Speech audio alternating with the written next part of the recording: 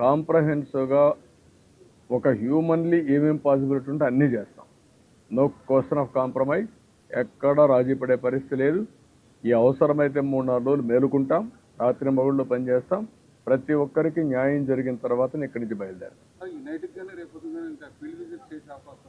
ఇప్పుడే వెళ్తాను. ఇది మీతో అయినాక మళ్ళా ఆఫీసర్లందరినీ, మా సెక్రటరియట్లో ఉండే సీనియర్ ఆఫీసర్స్ అందరినీ రమ్మన్నా.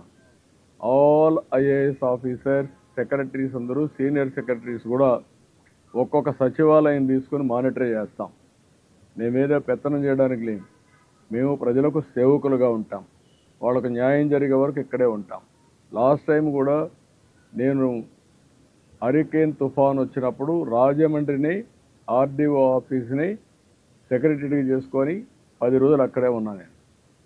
అదే మరిగా విశాఖపట్నంలో కలెక్టరేట్ని సెక్రటరీగా చేసుకొని అక్కడే ఉన్నా.